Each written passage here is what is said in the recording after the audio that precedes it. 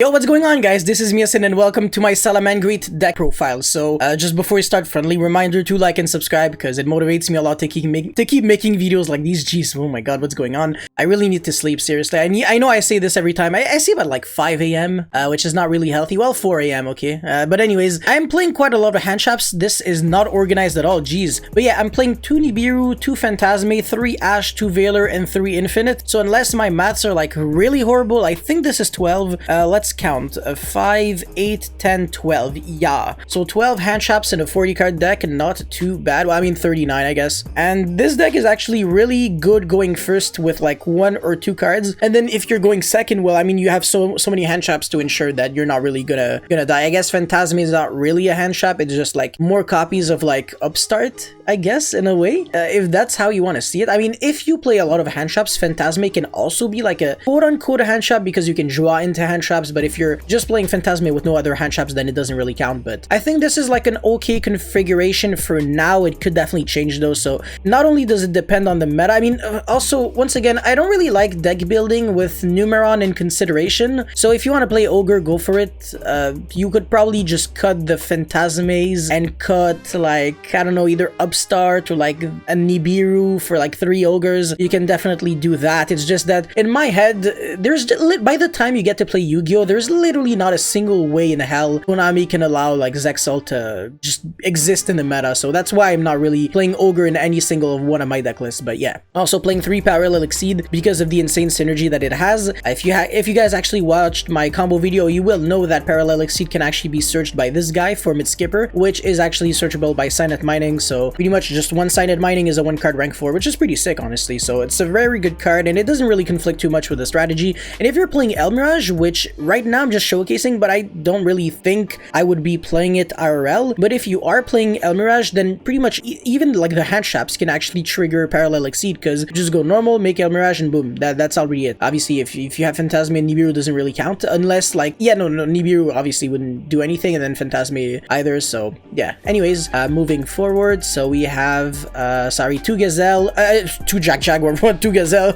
Imagine, whoa, yo, 2 Gazelle would be very nice. I don't think they are going to give this deck more copies of Gazelle anytime soon, unless like Salamangreat really becomes irrelevant. But Mirage Stalio, I think you can forget it. I mean, 1 Mirage Stalio is enough, that's why they banned it completely, and that card is just, I mean, there's always a pattern with rank 3 Xyz monsters that say detach 1 and special summon a monster from the deck. There's been like 65 billion of them. I can think of MX Saber Invoker, the wind up carrier or something, and then this guy, so always really cancer. But yeah, anyways, so 2 Jaguar makes a lot of sense because it is the best grind card, and I was actually playing Desires before, and even when I think when you're playing like 3 Desires, even 3 Jaguar to a certain extent would make sense. I have seen deck lists with 3 Jaguar, but 2 Jaguar I want to say is definitely like standard. 1 Jaguar makes absolutely 0 sense because you get DD crowed once and you cannot grind, so I think 2 is good. Debug, however, I'm really not too sure. It's like very up in the air because Flame Buffalo is also another really good normal summon, so because I mean, you don't really want to normal summon these necessarily, like the bad Salamangreats. I mean, Foxy can be good, obviously. Foxy can either be like very good or very bad because it can be Gazelle or it can be Whiff, and obviously if your name is me, like Yasin, then you're probably whiffing every single time with Foxy because why be lucky with the RNGesus when you can just be unlucky? But Debug is decent, it gets you that assured like Gazelle follow-up, so yeah. And also it's a 1 card OTK, so at least playing 1 Debug makes sense, but you don't necessarily have to play multiples. And Buffalo is very, very sick when you can actually discard like Spinny or Foxy, but yeah, I mean, that's pretty much all I can think of. 1 Falco, obviously you're playing Falco, it's so good because you can just keep resetting Rage, you can bounce back the Gazelle, you can make rank 4s. It's actually a really, really, really extremely good card, and it makes this deck quite annoying. It's one of the reasons why this deck just it plays for so long. And then obviously the 1 Gazelle, 2 Buffalo, like I said, I'm not really sure on the ratios yet, but once again, this is another reason why you shouldn't net deck. You should just inspire yourself from the list, because sometimes there are flaws, and I'm not saying that I'm perfect with this deck because I'm clearly not. I don't really have that much experience with it. I think I've played it like 20 hours or so. Once again, it's barely anything. 2 Spinny, obviously you're not trying to play 3 Spinny, it gets banished every time, and also being like a level 3 doesn't really make it any better, because it's not like you were making Mirage Stalio and always getting in the grave. Like now it actually gets banished every single time, so it doesn't have like constant recursion just like Jaguar does. So yeah, Spinny is definitely not that great. Foxy, however, is amazing. Ash is like by far the best hand trap because it's a fire, so Sunlight Wolf can actually get it back. Veiler is good, not great, but it's a good card this format. Once again, if you're really trying to play this format, then Ghost Ogre would be like one of the better ones because it stops Zexal, and it stops pretty much nothing else because Ogre is just a really bad card overall. But yeah, this card's like really good against combo decks though. Three Signet Mining, sorry, oh my god. Signet Mining is obviously a must when you're playing all those Cyberus monsters. I think this is quite cheap now because it just keeps getting reprinted, so you should be fine if you're on a budget. But like everything else is just like kind of so expensive.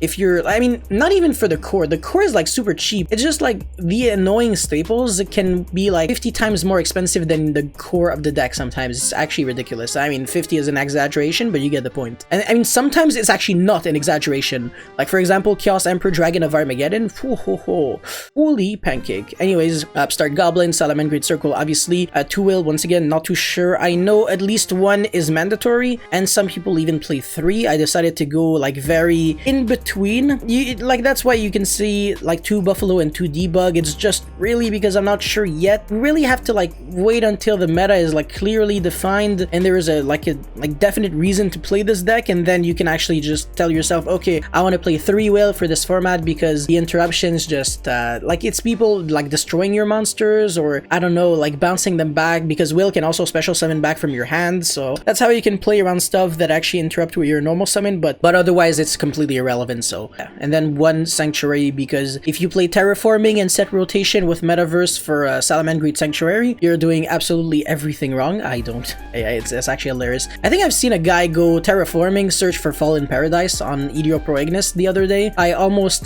cried laughing, so it was really sad. Terraforming, search for Fallen Paradise. Anyways, 3 Infinite, I already explained the hand traps. 2 Rage. You can trap trick into this, so that's the reason why Rage is actually slightly better than Roar, because you can actually side deck the trap trick and then side deck Artifact Symptom with Scythe, and then 1 Grave Digger for Rafflesia and then 1 Roar. For the extra deck, real quick, I mean, Dweller, Rafflesia, already super obvious. I mean, this negates Nibiru, and 2 Heat Leo, whatever. The Transcode of the Jammer, once again, it's involved in the combo, so nothing spicy. Phoenix, this is a fire, and also it's always cooling to Sunlight Wolf, so it's easy to get that draw. Hita, obviously, for once again, so obvious. 3 Sunlight Wolf and 3 Veilings, and then the al-miraj, I already explained that at the very beginning, but I probably wouldn't play it. All it does is really make the hands where you have like Parallel Exceed and a hand trap live, but that's pretty much it. And if your hand traps are like Nibiru, Phantasma Infinite, well, you're wasting your time. For the idea section, real quick, I already talked about the artifacts, but Prohibit Snake is actually a really cool one. So you can actually search this card with Debug and out a Winda, because it is like non-targeting, non-destructive removal, and it has another really cool effect where I think when your monster destroys an opponent's monster by battle or something like that, you can recycle back a Cyrus monster from your graveyard to your hand, something weird like that. It's really obscure and it doesn't come up as often as the first effect, like the hand trap effect out like Winda, but it's very, very cool, and it makes the deck able to answer more threats even if you only side 1 copy of it. And I love this characteristic like so much when I'm deck building, like a card that actually allows you to, like, even if you don't draw it at all, when your deck plays so many like search cards like Silent Mining, Debug and stuff like that, if you only need like 1 good card, like 1 small card to like out like something really annoying, then you know you're playing like a pretty solid deck, because there are a lot of there's a lot of synergy in between cards. So yeah, from its skipper, obviously Borolo Dragon works really well with Update Jammer, and Ingirsu is really good with Hita. If you can actually, I mean, in the mirror, I know, oh no, actually, Hita Ningirsu was actually really good against Brandish. Like, you would steal their, I think, Kagari, and then you would make Ningirsu, stuff like that, and then clear the multi-roll. I forgot. I mean, even in Brandish, it was really nice. So, Called by the Grave, whatever. Oh, Multiple Destruction is a really nasty card. Okay, so the thing with Salamangreat is that they're really good at getting really crappy cards to your hand in like 2 seconds. Like Sanctuary is like a perfect example, and sometimes you still also have like a hand full of cards. Like there are a lot of cards in your hand, but a lot of them are like 100% useless.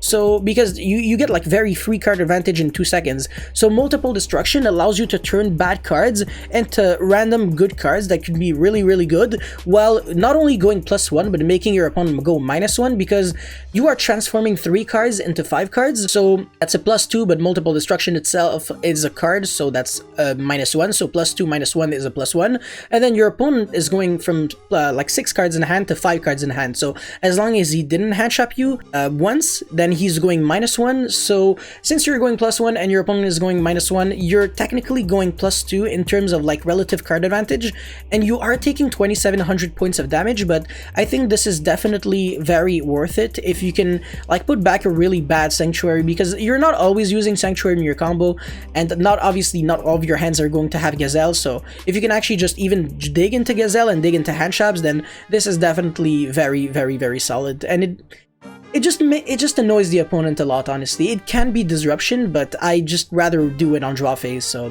definitely go take a look into multiple destruction if you have any more doubts. So yeah, Dinomischus, I know people used to play this. It is a decent card. I know if you discard Falco, then it has even more value, but I'm not too big of a fan, to be honest. I know it outs Mine, but you already have Rage for Mine.